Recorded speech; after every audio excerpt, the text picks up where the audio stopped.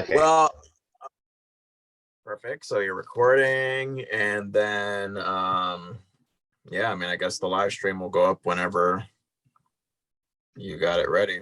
I'm on your Facebook page on the computer right now, so Okay. I mean, I don't know. Maybe the problem is that I was like, getting off the Zoom screen while I was trying to see if we were like showing up on Facebook, and maybe that's why I didn't see anything on my end.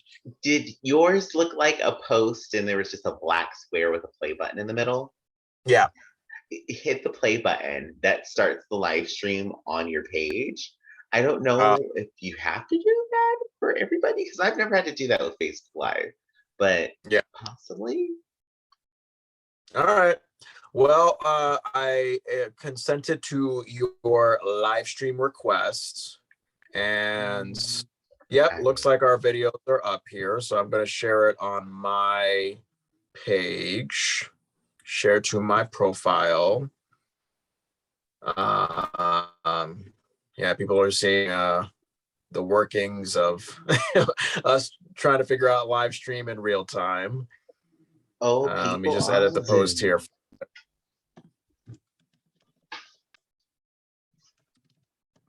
Okay. Okay. There's gotta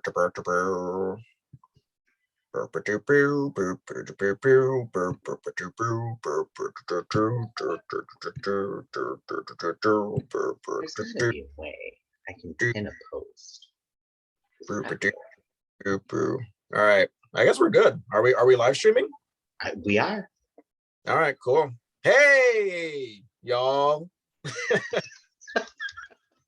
John here. Andrew's over there. We are officially trying this live streaming thing for the first time. I mean, I figured, Andrew, what better way to try this live streaming thing than to comment on what the heck happened at the Academy Awards last night. Did you get a chance to watch the entire ceremony? Or no, I don't think you did, because I think we ended up talking on the phone like for 5 hours yesterday.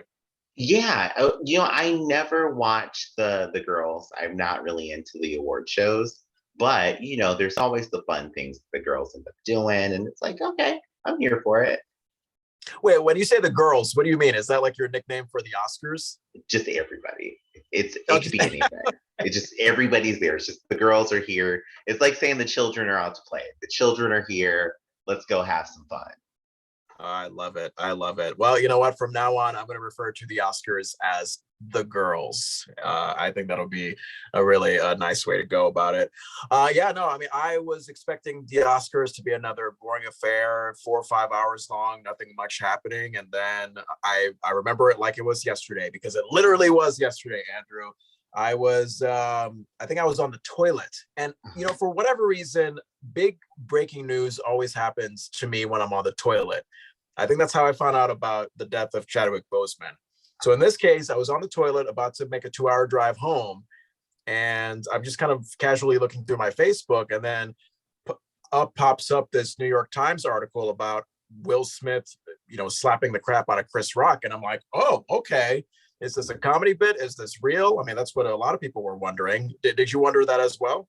So immediately when I saw it, I was in bed. I got real good and cozy. I was warm, like in a good spot, everything. And then I'm on, the trusted news source, World Star Hip Hop. And that's where I see the video.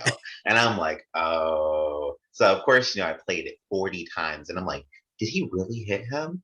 And then everyone was saying it was a slap, but it looked like a punch to me. And I'm like, oh, okay, what's happening right now? Yeah, when Will Smith connected with Chris, it didn't quite look like he connected. It almost seems like one of those stage combat slaps that I learned when I used to do theater. It just didn't seem real. So I found out that it was real. Now, unlike you, Andrew, I could not watch it maybe more than 2 or 3 times, because just something about that kind of unexpected, awkward conflict, in front of millions of people on global television. I mean, my God, it made me uncomfortable, made me cringe. It almost gave me sort of a traumatic experience. Like I feel like I'm gonna get like PTSD from just thinking constantly about when Will Smith connected to Chris's face, and then Will is screaming, hey, like, you leave my wife's name out of your effing mouth, and then Chris is just flustered trying to figure out how to proceed with the ceremony. It's just gonna like replay like a broken record in my head for the next few days, because I don't know, man, that kind of conflict, that kind of tense, toxic masculine kind of conflict. Ooh, I don't know, man. I'm not a big fan of it, and it was quite on display for sure last night. It makes you feel so uncomfortable. Like I had to rewatch it because I was like, did I really see what I just saw? Like I'm like, did this really just happen? Because out of all the things that you could do over comedy is hit somebody, and I'm like, what's happening right now? I'm like, I know this isn't what I'm thinking. And then my mind went to a whole different sphere of, is Will Smith okay? Is he all right? Are we about to see another person, a celebrity in Hollywood, lose their mind or something happen to them? I'm like, what's going on there? Because there's a lot more to unpack than just a simple joke. Yeah, and of course, to give context to the discussion here, to my understanding, Chris was making jokes as he was about to present for the award for best documentary feature at the Oscars, and Will and Jada, they're pretty much at the front of the crowd, and Chris is like, "Oh, hey, Jada, like, looks like you're going to be up for GI Jane too." And to my understanding, GI Jane, that's a movie reference, a character played by Demi Moore. Demi Moore, that character was known to have a shaved head, and Jada has a shaved head. We now know that it's because of her. How do you pronounce it? Alopecia? Is that what it She is? has alopecia. Yeah, which is a medical condition which unfortunately deals with a lot of hair loss. And when Chris made that joke, you saw that Will was laughing at first.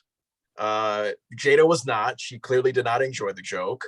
So I think what clicked in Will's head was like, oh, I'm laughing. It seems like it's a good time, but oh crap, my wife isn't laughing, and I should probably do something or else I look like a dick.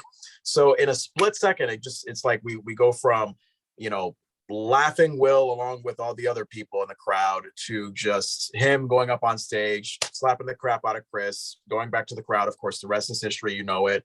He curses and screams at Chris from the crowd. And I think to get a better understanding of where Will is coming from, you gotta listen to his biography, like I am doing right now on Audible. I don't know. Have you read or listened to any part of Will Smith's biography? I've heard snippets of it. Yeah. And a lot of what I'm understanding of Will's background is that when he was growing up, he felt like a coward, for various reasons. I think mainly he felt like a coward and weak growing up because he witnessed his mom getting physically abused by his father, and he did nothing about it because he was afraid of that kind of conflict. He was afraid of standing up. He was afraid of doing something. He was a people pleaser. So he's always felt regret over that. And I think that kind of traumatic experience carried over into his entertainment career, where, as he said recently, I think in some kind of article or somewhere, that he's felt like he's had to put on this character. Like there's the real Will Smith and there's the character of Will Smith. And the character of Will Smith, I guess, is what we've been seeing for the past 3 decades or so, which is this guy who is, fun and quirky and has a great sense of humor, has a lot of energy, loves to rap, he loves to make jokes, like that kind of Will Smith. And it looks like Will has reached a breaking point where, with all this, characterness that he's been doing, and unfortunately the very polarizing response that he's been getting from it, everybody, saying, on one hand that, oh yeah, I like Will Smith, and then on the other hand, there's people in the hip hop community, there's people in maybe other communities that think he's too soft because of the image that he presents, and and the way he handled this whole Jada Pinkett Smith, August Alsina drama, where we didn't know what the state of their marriage was. Was it an open relationship? Was it, was someone having an affair? All that stuff. So I think that Will, in questioning or having to deal with the polarization of the image that he's presented to the public, I think it just got to a breaking point last night where he said, screw it. Like, I'm not a doormat. I'm not what people think I am. I'm going to go up and show Chris a piece of my mind. and I just don't give a crap anymore. And unfortunately, the way he showed that was just textbook toxic masculinity.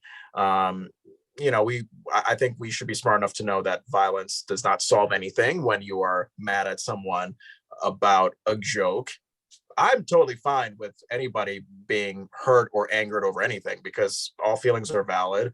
And I think that if him and Jada were hurt by the joke that Chris said, that it would have been much more preferable if they handled it with Chris privately in the background, talked it over, said how they felt about it. And given that Chris doesn't seem like a violent, aggressive, impulsive person at all, I think Chris would have understood and they would have come to an understanding. But unfortunately, Will felt like he had to throw hands, and here we are 24 hours later. So it's been pretty bizarre, Andrew. It's been bizarre. It's been weird. I don't look at it in a situation of like, oh, this is something that just is happening. Somebody just blows up. They just get to that point. There is a breaking point for people. I understand it. I get it that there is a breaking point for people. Leading to violence is a whole nother step. And even for Will Smith, I can relate to how in one spectrum, you have this personality, this persona that's been made that people expect of you, that you have had to live up to, even though it's not something you created to live up to. It's just you being you. So then when you act out, people are like, whoa, what's wrong? There's something completely different. Like, we would never expected this from this person. And this whole time, this person's like, no, y'all have been walking over me like a doormat for decades. And now I have to stand up for myself. The issue that I have, the biggest part of the issue, is this was Chris Rock, another comedian. Will Smith, you do comedy. If you really felt the need to act out in that moment, we clearly could hear in all of the video, your voice was loud enough to carry to the stage. So you could have roasted him from your seat. You could have talked about how he looked like a burnt piece of spearmint gum up there in that suit. That's what you could have done. You could have done multiple other things. He had the ability to do that, and he didn't. He chose violence. And it's upsetting and it's frustrating all at the same time, because right now it leads to us focusing on this as the moment from the Oscars, as opposed to a lot of the other great things that did happen. Yeah, I mean, you go from Coda, the movie Coda, winning Best Picture, which was like a groundbreaking thing for the deaf community. I know Jessica Chastain won a great Best Actress award for her performance in whatever movie. But mainly, there was all this buzz surrounding Will winning Best Actor for King Richard, which he did. The problem was that he won only a few minutes after that violent charade happened with Chris. And I don't know if you saw that Best Actor speech, Andrew, but my God, it was almost like being in the Twilight Zone. Seeing Will accept that award, be praised, get a standing ovation from the audience, as if nothing had happened, as if he did not just assault someone a few minutes prior. And now, if you listen to Will's speech, I mean, he gets very emotional. He gets very rambly about feeling like he needs to be a vessel and an ambassador for love and this and that. I mean, frankly, it kind of summed up what I've had a problem with in terms of Will Smith for the past few years, is that I think he's gotten to a point where he's taken himself really, really seriously. And he tends to go on these very wordy, overly philosophical, oh, I'm the wise guy, ego trip. Like I've learned all these wise things about life and I'm going to import them to you in a very eloquent way. I mean, it's very, very, very different from the more chill, laid back, relatable Fresh Prince that we used to know for back in the day. So Will put that on display in his Best Actor speech.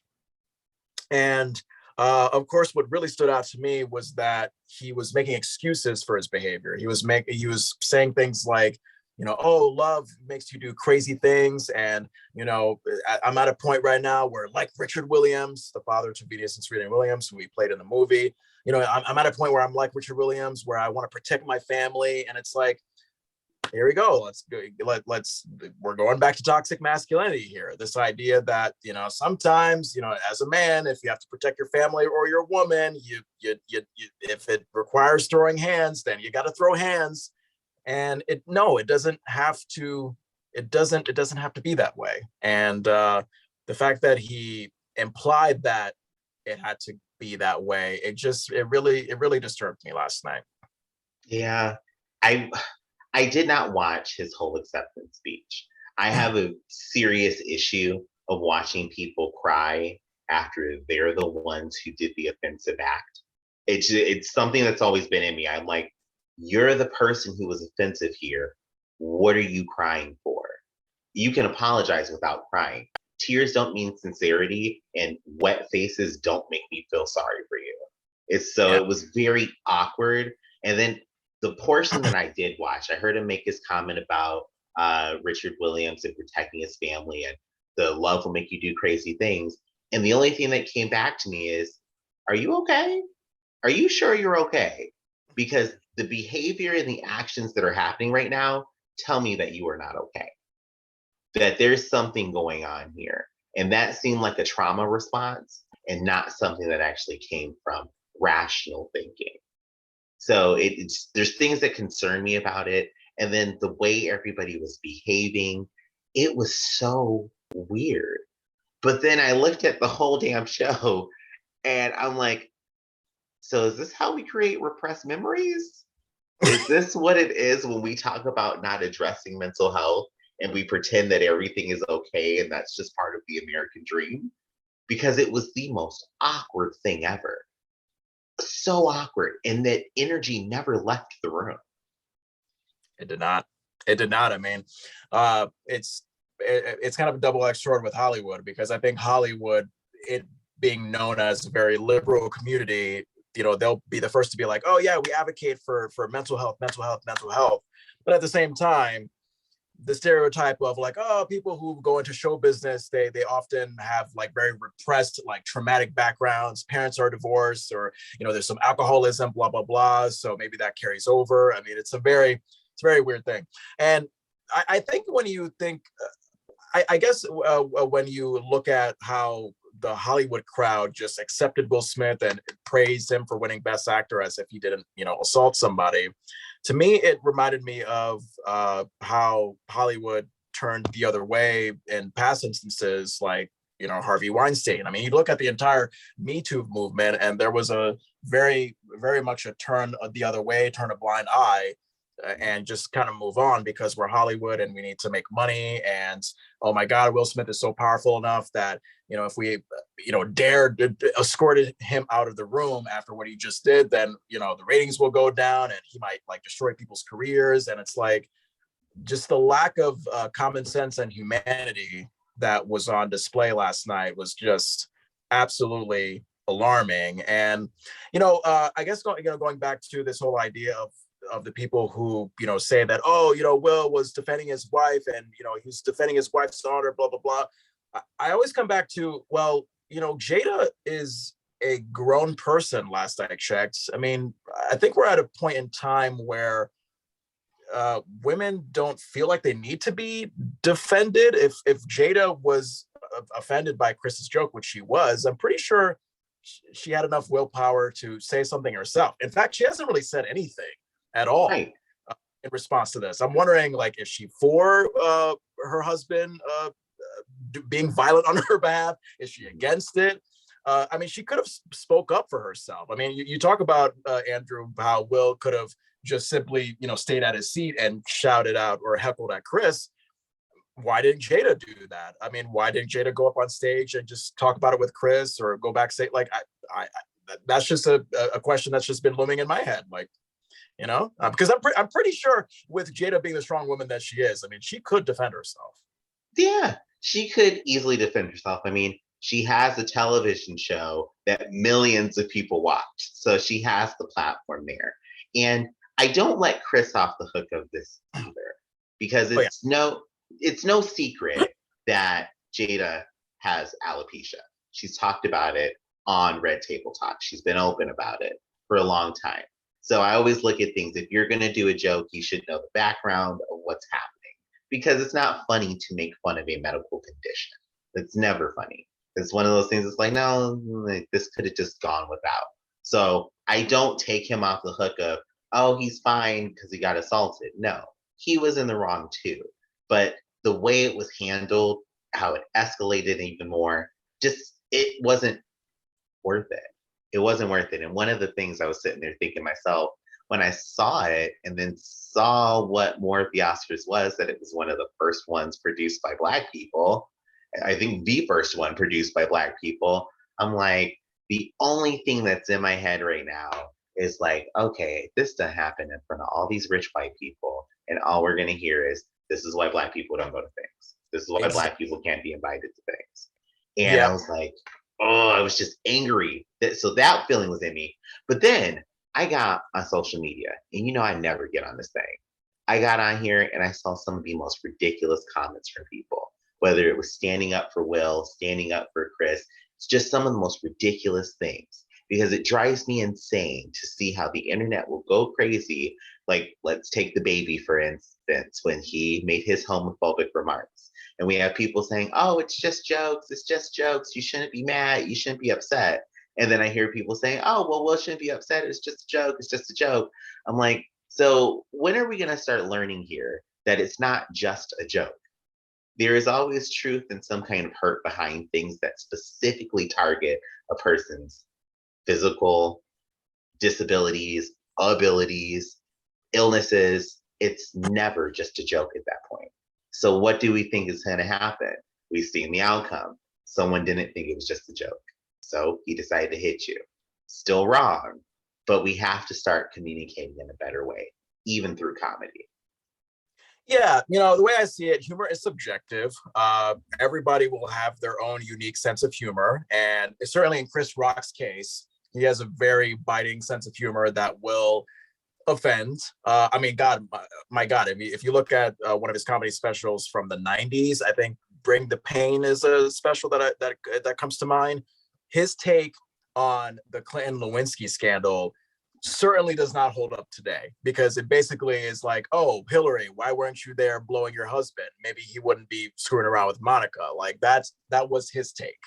Mhm. And that wasn't fine then. It's certainly not fine now. So yeah, certainly with Chris and the baby, I mean, there are figures out there that say controversial things, whether to the guise of sense of humor, whether or not. I mean, so yes, I think becoming aware of what are people's sort of pressure points. Um, yeah, I don't know. I mean, yeah, with humor, it's always a tricky thing. I mean, I think that Chris being a comedian, it's helpful to know going in that he's probably gonna, poke some buttons. And just as he has the right free speech to give his material, we as the audience have the right to say, okay, Chris, I just need to let you know that what you said hurt my feelings, and we'll go from there. Not throwing hands, not saying, oh, I'm gonna slap the crap out of you because I'm defending my wife's honor. It's just, no, I want to let you know that you hurt me, and let's Yeah. talk it over, figure out how we can be a little bit more sensitive and aware toward that subject matter from then on, if that makes any sense. It does. I mean, there's a million jokes you could say about Jada. A million would be hilarious. I can probably think of a few of my own, but we have to just be, like you said, more aware, more conscious of what is being said, what's happening. And it doesn't mean that you can't still be funny. There's just a way to go about it. And it just is always weird to me when I see somebody who I know is genuinely funny, because I do actually find some of Chris Rock's things very funny. It's like you went for low hanging fruit for no reason. And then Will slapped low hanging fruit for no reason. Because look at the size difference between those two. He was no threat to you whatsoever. Physical violence, come on now. That man could not even reach his chin if he swung at him. I heard an argument that if it was Jason Momoa or The Rock or just someone who was a lot more bulkier on stage making fun of Will and his wife, that Will wouldn't have the guts to go up and do a slap. I think because this perception that if Chris seemed physically weaker than Will, that it was easier for Will to take that slap.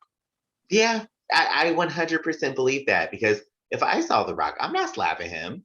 He could flick me and I would be dead. Like, no way.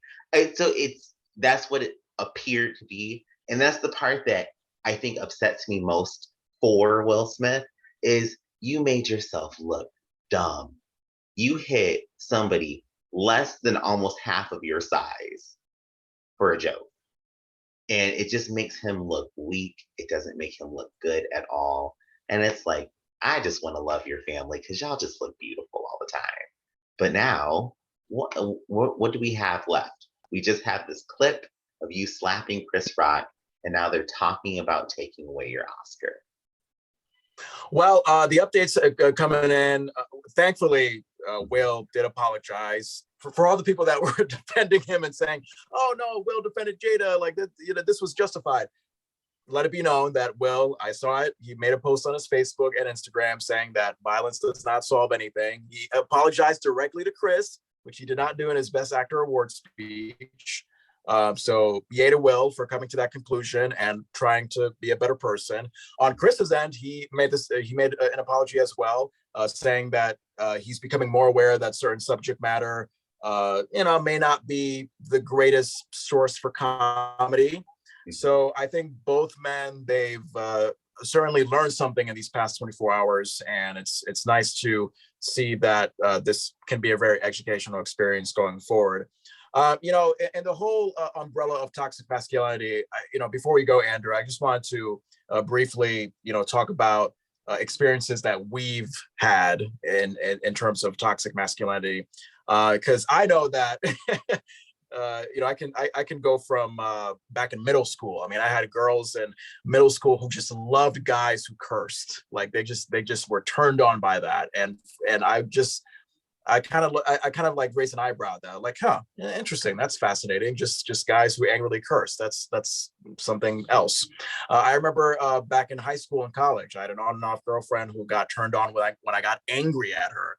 And at the time, I thought of it as like, oh yeah, maybe that's just like a harmless sexual fantasy. But now, years later, I think, oh, I don't know. Being turned on by anger, that seems like it could be a slippery slope to toxicness.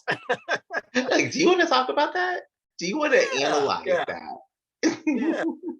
This girlfriend from college thought that I should learn to fight, and if we had a child who was a boy, that we should like teach him how to fight because she comes from the mean streets of Philadelphia, and that's what she knew. But that's not the streets that I came from. I can't, I grew up in suburban Connecticut with Baptist Christian parents who never felt the need to teach me how to throw hands. It never came down to that. So that was also a new thing for me. And you know what? Look, I'm not innocent in all this, Andrew. I mean, I've had I've certainly displayed toxic masculine emotions myself. I mean, that's something that I've been working on. I've showcased toxic masculine anger toward family, friends, even my recent relationship with Tony. So thankfully, through therapy, through meds, through meditation, reflection, journaling, being aware of all this stuff. I mean, just like Will Smith, I'm a work in progress. So, what about you, man? I mean, have you experienced quite a bit? Because I know you said you go through toxic masculinity on a daily basis. Yes. The fact that I am gay and using Grinder, it's everywhere. Oh, It's so hard to escape in the community, especially being queer. It's hard because you have a subset of men in some places. I'm not going to say some places, everywhere, who they want to be everything that is toxic masculinity because a lot of people or a majority of people find that appealing in certain gay circles.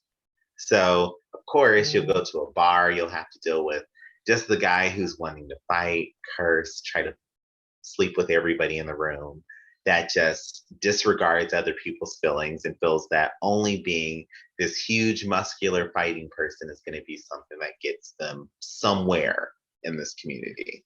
And it's annoying. It sucks. It's frustrating. And I know there's not much you can do, unfortunately, except isolate yourself from those people or remove them completely from your circle. And it's no fun. Trying to date, I think every relationship I had, I date for red flags. Every one of those men were toxic. and full of that energy.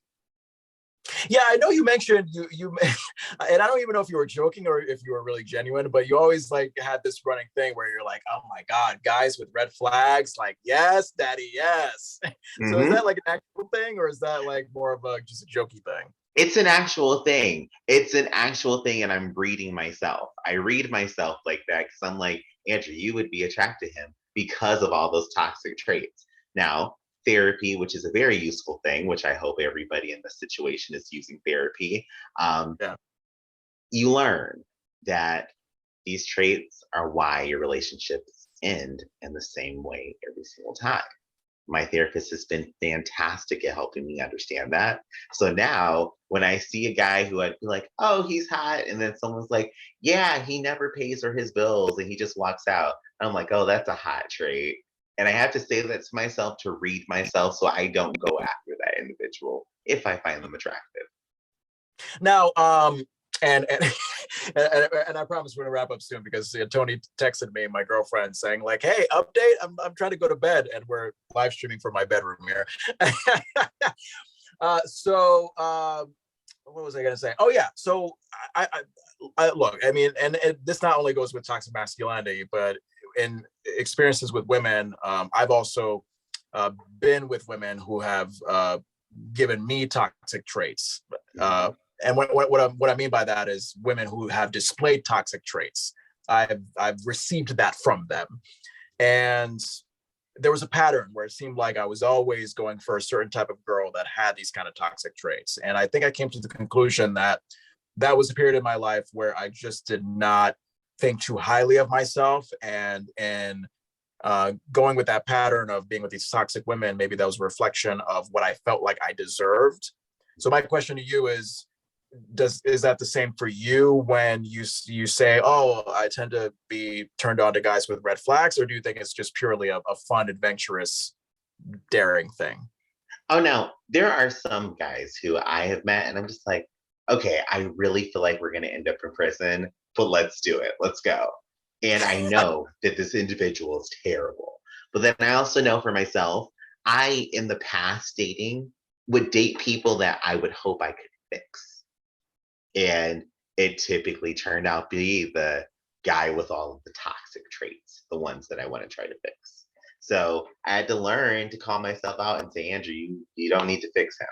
You do not need to fix anybody. You need to be able to be in a relationship with someone who's just the same way you are when it comes to respectfulness and not bringing in toxic energy. I totally forgot about that. Yes. Yeah, not only could it be a reflection of self-esteem, but yes, people who tend to gravitate towards toxic people, there is that savior complex. Like, I think I can fix this person. So let's see if we can get to work. But then no, some people just don't change. They Uh, don't.